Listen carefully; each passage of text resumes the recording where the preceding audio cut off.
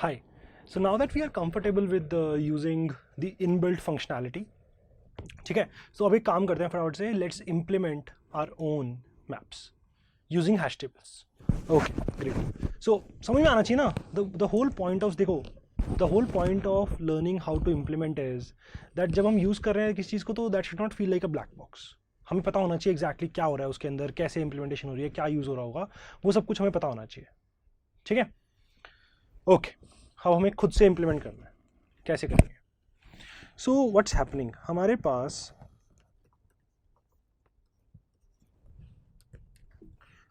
Keys and values आ रही है, हमें इनको स्टोर करना है.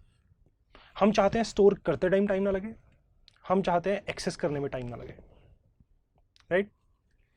सो ऐसा हमें अभी तक एक ही डेटा स्ट्रक्चर आता है जो कि ऐसा बहुत फास्ट करता है, that is an array.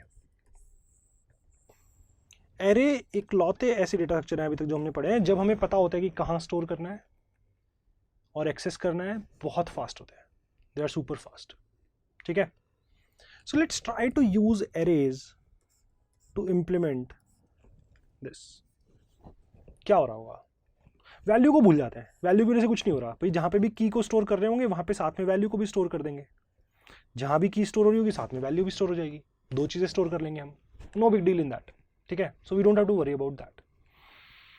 So now what we need to worry about is that हमारे पास एक की आई, मुझे इस की को, मैंने एक एरे लिया था, इस एरे में कहीं पे स्टोर करना है. ठीक है, we call this bucket array. So ये हमारा बकेट एरे है, हमें इस एरे के अंदर अपने डेटा को स्टोर करना है. सो हमारे पास की आई, now the key can be string, key can be a student, key can be anything, right? key can be anything. अब मुझे किसी तरह से इस की को किसी एक पर्टिकुलर इंडेक्स पे ले जाके स्टोर करना है, तो हमें कुछ करना पड़ेगा. हमें इस की के कोरस्पॉन्डिंग एक इंटीजर चाहिए ताकि हम उस इंटीजर वाली स्पेस पे जाके स्टोर कर पाए. So we take a hash function, we have a function, we decide a function for different kind of keys. हमारी की उस फंक्शन के थ्रू जाती है and this gives us an integer, and हम उस इंडेक्स पे ले जाके इस चीज को स्टोर कर देंगे. ठीक है, मान लो यहां से 5 आया तो हमने इसको, मान लो यहां से 4 आया, हमने इसको ले जाके इंडेक्स 4 पे स्टोर कर दिया. ठीक है, सो हमारे पास एक फंक्शन है जिसके थ्रू हमारी की गई, एक इंटीजर मिला और हमने ले जाके उस इंडेक्स पे उस चीज़ को स्टोर कर दिया, उस की को स्टोर कर दिया, साथ में वैल्यू को भी. वैल्यू तो बेसिकली हम साथ में ऐसे ही रख देंगे बस. ठीक है, we don't have to worry about it. अब मुझे एक्सेस करना है तो मैं उस की को दोबारा सेम हैश फंक्शन के थ्रू निकालूंगा. एक इंटीजर मेरे को मिलेगा, सेम इंटीजर मिलेगा, है ना, फंक्शन है, स्टेबल फंक्शन है, एक फंक्शन के थ्रू एक इनपुट जाएगा तो सेम ही आउटपुट आएगा हमेशा. मुझे इनपुट में इंटीजर मिला, मैं फिर से वापस गया और मेरे को मेरी वैल्यू वहाँ पे मिल जाएगी. ठीक है, मैं चेक कर लूँगा क्या ये वाली की रखी हुई है तो मेरे को मेरा आंसर मिल गया, मेरे को मेरी वैल्यू मिल जाएगी साथ में, की के साथ में रखी होगी मैंने. सो उसमें कोई इशू नहीं होगा. ठीक है, they won't be any issue in that. Okay, basic फंडा यही है हैश टेबल्स का. ठीक है, कि हमें ऐसा कुछ करना है. Now let's talk a little more about hash function. So hash function actually consist of 2 parts, hash code and a compression function. So there is a reason for this. सोच के देखो, मेरे पास एक स्ट्रिंग आई, मैं इस फंक्शन के through लेके गया, इसने मुझे दिया 10,593, ये दे दिया इसने मुझे. क्या मैं इस इंडेक्स पे ले जाके इस स्ट्रिंग को स्टोर कर सकता हूं? डिपेंड करता है मैंने जो मेरा एरे लिया वो किस साइज का लिया है. अगर एरे मैंने 20 साइज का लिया है, so there is no index 10593. so हमने क्या किया, हमने अपने काम को 2 पार्ट में डिवाइड कर लिया कि पहले एक काम करते हैं, जो भी की आएगी उसके कॉरस्पॉन्डिंग एक इंटीजर लाता है. Just fine one integer, that integer can be any integer. We don't worry about within the array size में आ रहा है कि नहीं आ रहा है. That's what we call hash code. This is basically a way of converting the key into an integer. Different type की कीज के लिए different type of hash code होगा जो हमें बेसिकली इंटीजर पे लेके जा रहा होगा. Then given that hash code, let's say मेरे पास आ गया 10,593, मैं इसको कंप्रेशन फंक्शन के थ्रू लेके जाऊंगा एंड होपफुली ये मुझे 0 से 19 के बीच में वैल्यू देगा अगर हमारा बकेट्स हमारे पास 20 है। सो 0 से 19 के बीच में हमारे पास कुछ आंसर आ जाएगा। जैसे ही हमारे पास 0 से 19 के बीच में कुछ आया, हम उस इंडेक्स पे ले जाके इसको स्टोर कर सकते हैं। ठीक है, हम इसको उस इंडेक्स पे ले जाके स्टोर कर सकते हैं। A perfect compression function can be percentage bucket size, percentage bucket size. अगर नंबर ऑफ बकेट्स 30 है, परसेंटेज 30 कर लो। परसेंटेज 30 करोगे तो आउटपुट कितने से कितने के बीच में आएगा? 0 to 29 के बीच में आएगा, कहीं और तो जाएगा नहीं। हम वहां ले जाके स्टोर कर देंगे।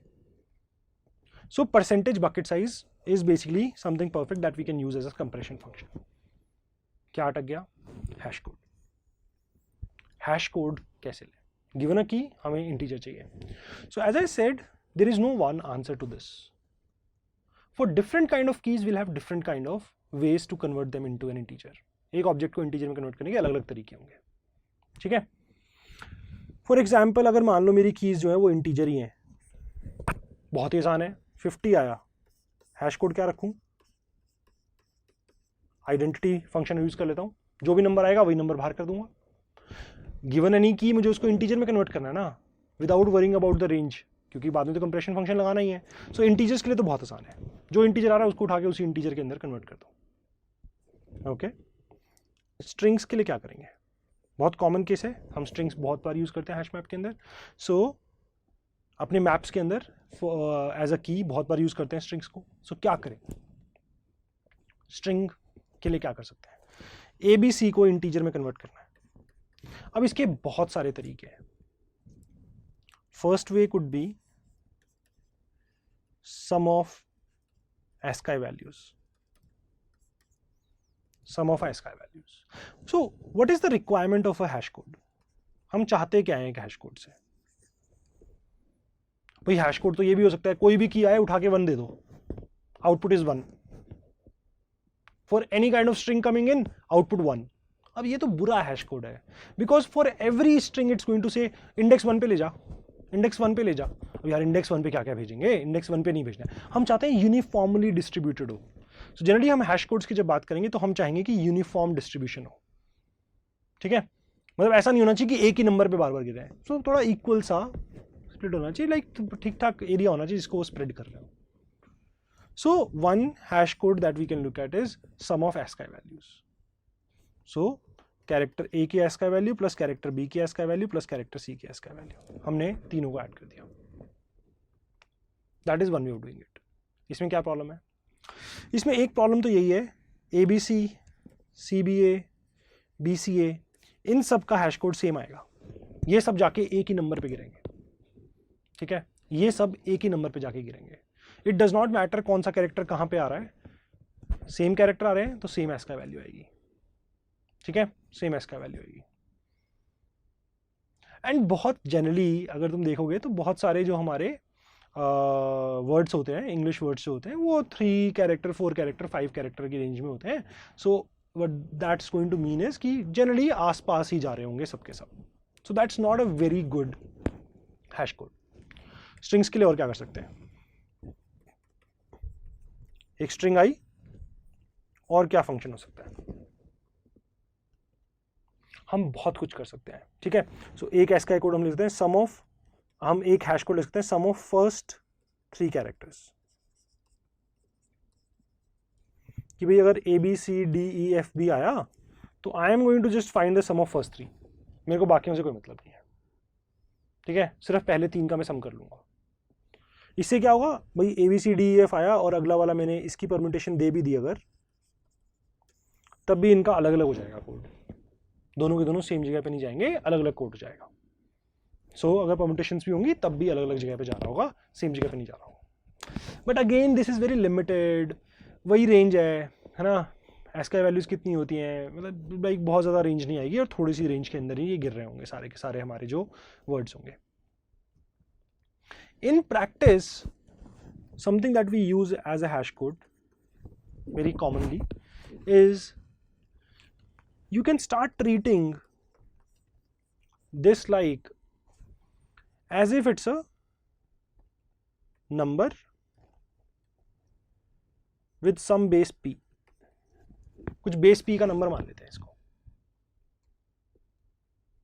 भाई अगर मान लो 123 है, व्हाट इज 123? 1 की इंपॉर्टेंस है 10 टू द पावर 2, बेस 10 में है ना ये, so 10 to the power 2, 1 into 10 to the power 2, 2 into 10 to the power 1 plus 3 into 10 to the power 0, ऐसे होता है। सो अगर मैं ABCD को नंबर मान लूंगा बेस p का,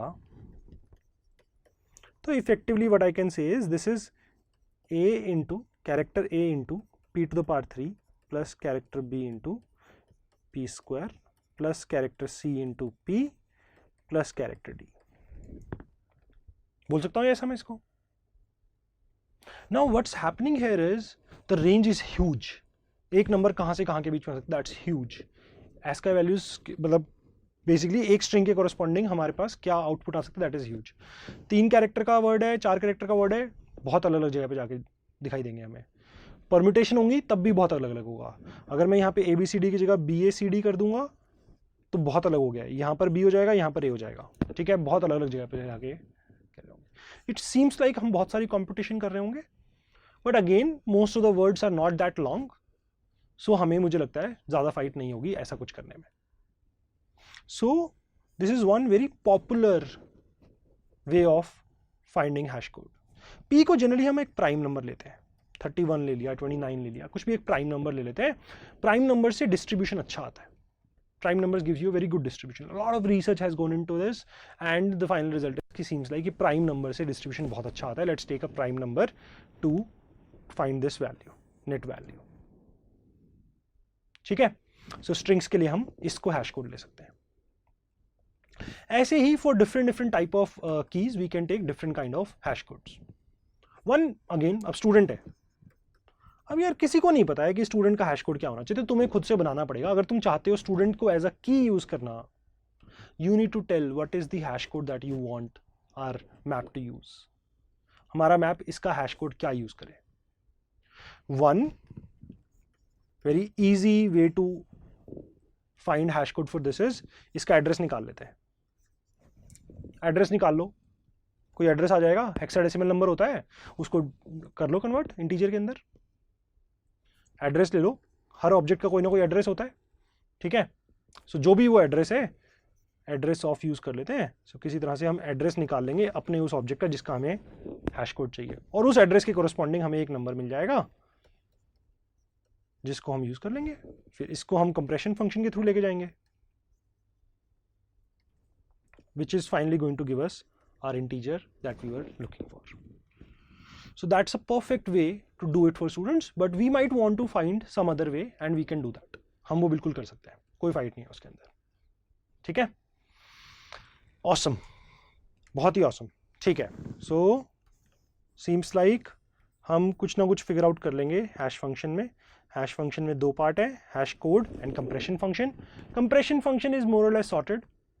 हैश कोड हमें की टू की डिफाइन करना पड़ेगा, की टाइप टू की टाइप डिफाइन करना पड़ेगा। स्ट्रिंग है तो क्या करें, कुछ और है तो क्या करें। क्या प्लान है, की आएगी, हैश फंक्शन से इंटीजर निकलेगा एंड इस इंटीजर के कोरस्पॉन्डिंग हम उस इंडेक्स पे जाएंगे और स्टोर कर देंगे। But there is still a problem. कितनी पॉसिबल स्ट्रिंग हो सकती है, इनफाइनाइट। इनफाइनाइट पॉसिबल स्ट्रिंग्स हो सकती है।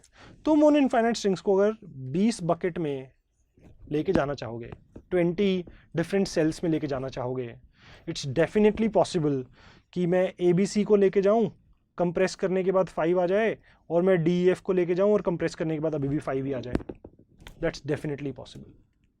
भाई मान लो, मुझे नहीं पता, मान लेते हैं कि ABC को करने के बाद कुछ 105 आया और DEF को करने के बाद हमारा जो हैश कोड था यहाँ पे 105 आया, यहाँ पे जो हैश कोड आया वो 205 आ गया। हैश कोड अलग अलग आ गए। हमने बहुत बढ़िया हैश कोड बनाया कि जनरली आसपास नहीं आ रहे थे, दूर दूर जा रहे होते हैं, ठीक है, दूर दूर चले गए। बट जैसे ही हमने कंप्रेशन फंक्शन के लिए %20 किया, इसने भी 5 दे दिया, इसको %20 किया, इसने भी 5 दे दिया, दोनों जगह से 5 आ गया। दोनों सेम जगह पे जाना चाहते हैं। अब अगर you have more than one key which want to go to the same place, देखो अभी तक तो हम बहुत सही तरीके से काम कर रहे हैं। हैश कोड निकालने में होपफुली ज़्यादा टाइम नहीं लगेगा, हैश फंक्शन कंप्रेस करने में ज़्यादा टाइम लगेगा, इंटीजर मिल जाएगा, हम उस जगह पे जाएंगे, स्टोर कर देंगे। But the problem is it's possible that two keys want to go to the same index, and as soon as that happens we'll have to do something about that. ठीक है, इनको हम कहते हैं कोलिजन. कोलिजन हैंडलिंग कैसे करेंगे ये हम नेक्स्ट सेशन में डिस्कस करेंगे. Okay, thank you.